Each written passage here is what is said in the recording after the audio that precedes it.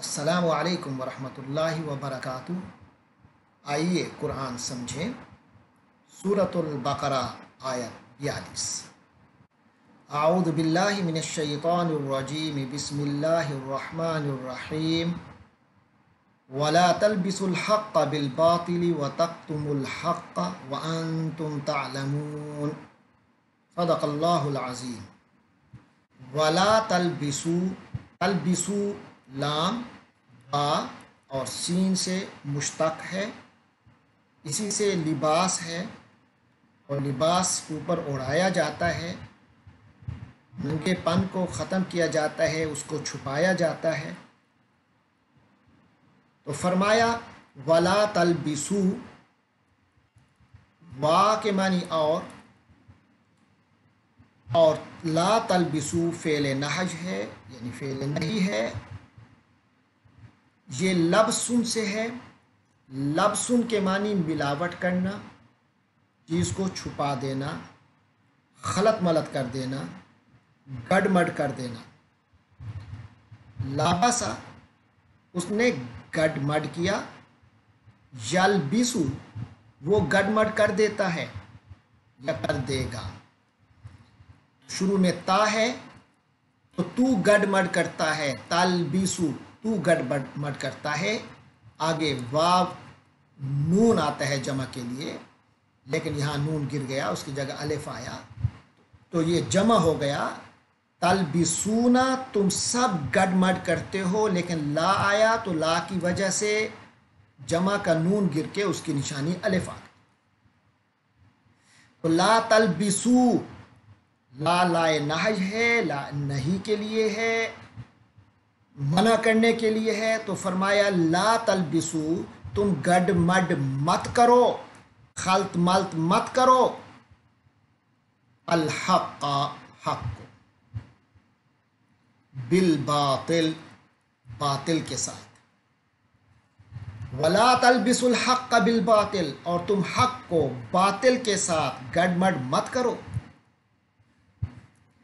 وتکتموا، یہ بھی تلبسو کی طرح، البتہ یہاں لا کا لفظ نہیں آیا، لیکن وہ مراد ہے تو دوبارہ لا نہیں لایا گیا، یعنی لا تکتمو۔ تو تکتمو جو ہے یہ کاتما سے ہے، کاتما کے معنی اس نے چھپایا۔ یکتمو وہ چھپاتا ہے، اور یہاں تے سے ہے تو چھپاتا ہے تکتمو، اور واو نون جمع کے لیے آتا ہے، تکتمونا تم سب چھپاتے ہو۔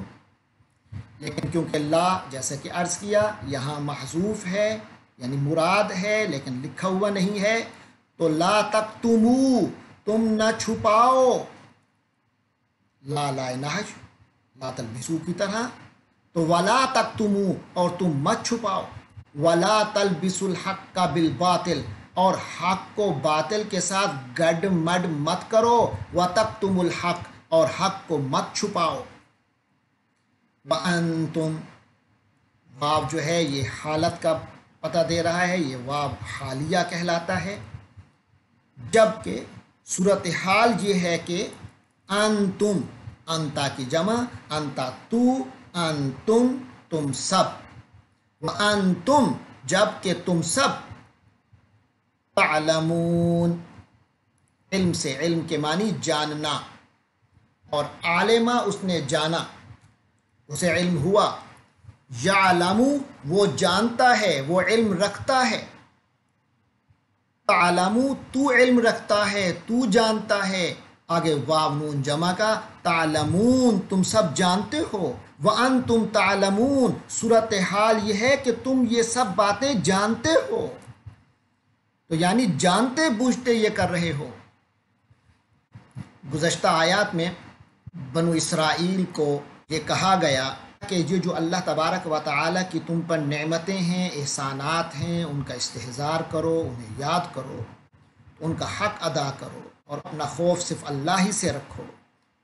دنیا کا خوف، دنیا کا ڈر، اپنی انا کا اور تعصبات کو دور کر لو، اس کے بعد گزشتہ آیت میں فرمایا کہ ایمان لیا اس پر جو ہم نے اپنے نبی صلی اللہ علیہ وسلم پہ نازل کیا، جو کچھ اور وہ تصدیق کر رہا ہے اس چیز کا جو تمہارے پاس آلریڈی پہلے موجود ہے، لہٰذا اب انکار کر کے اولین کافر مت بنو، اور اللہ کی آیتوں کے بدلے اپنے ذاتی مصلحتیں، مفادات اور دنیا کی خریداری کا جو عمل ہے اس کو ختم کرو، بند کرو، اور مجھ سے ہی اپنے تقوی کو قائم کرو، مجھ سے ہی ڈرتے رہو اور تقوی اختیار کرو۔ آج فرمایا ولا تلبسوا الحق، اور حق کو خلط ملط مت کرو بالباطل، باطل کے ساتھ۔ آپ کو معلوم ہے کہ بنو اسرائیل یا یہود کے پاس جو تورات تھی، تورات کے کئی حصے گم ہو گئے اور بار بار اس میں گمشدگی کا معاملہ ہوتا رہا، تو انہوں نے اپنی طرف سے کئی چیزیں اس میں ملا دیں، اور پھر جب حق بات کو نبی پاک صلی اللہ علیہ وسلم کے حوالے سے خاص طور پہ جو ان کی نشانیاں اللہ تبارک و تعالی نے تورات میں بیان فرمائی تھی، ان میں وہ گڑ مڑ کرنے لگے تاکہ لوگ ان نبی پاک صلی اللہ علیہ وسلم کو پہچان کر ان کی رسالت پر ایمان نہ لے آئیں، تو لہٰذا فرمایا گیا ولا تلبسوا الحق بالباطل، حق اور باطل کو گڑ مڑ مت کرو، وتکتموا الحق، اور نہ ہی حق بات کو چھپاؤ۔ حق بات کو سے لوگوں کو حق سے دور رکھنے کے دو ہی طریقے ہیں۔ اگر کسی کو حق بات کا پتہ چل گیا ہے تو اس کو حق اور باطل کو مکس کر کے ایسا اس کے دماغ میں ڈالو کہ حق بات اس کے لیے مشتبہ ہو جائے۔ اور دوسرا طریقہ یہ ہوتا ہے جن لوگوں کو سرے سے حق جن تک پہنچا ہی نہیں ان سے چھپا لو حق بات کو۔ تو یہ دونوں طریقے یہود کے ہاں رائج تھے جو وہ نبی پاک صلی اللہ علیہ وسلم اور دین اسلام سے دور رکھنے کے لیے استعمال کرتے تھے۔ فرمایا وَأَنْتُمْ تَعْلَمُونَ، جبکہ تم جانتے ہی، یعنی اس حقیقت کو جانتے ہو کہ نبی پاک صلی اللہ علیہ وسلم اللہ کے آخری رسول اور قرآن یہ اللہ کا کلام ہے اور لوگوں کو اس کی طرف آنا چاہیے، مگر تم پھر بھی یہ جانتے ہوئے بھی حق سے بیزار، لوگوں کو حق سے دور کر رہے ہو۔ قرآن میں آگے آئے گا کہ وہ لوگ اپنے بیٹوں کو جس طرح بندہ یقین سے کہتا ہے یہ میرا بیٹا ہے، جس طرح پہچانتا ہے، وہ قرآن کو، نبی پاک صلی اللہ علیہ وسلم کو اس سے زیادہ واضح طریقے سے جانتے تھے، مگر پھر بھی اپنی انانیت، اپنے خاندانی تعصب اور حسد کی وجہ سے اس بات کو چھپاتے تھے۔ اللہ تبارک و تعالی ہمیں ان برائیوں سے محفوظ رکھے، کیونکہ جب یہ برائیاں دل میں پنپتی ہیں تو انسان حق کا انکار کرنے لگ جاتا ہے۔ اللہ تبارک و تعالی ہمیں حق کو تسلیم کرنے کی توفیق عطا فرمائے اور باطل سے دور رہنے کی۔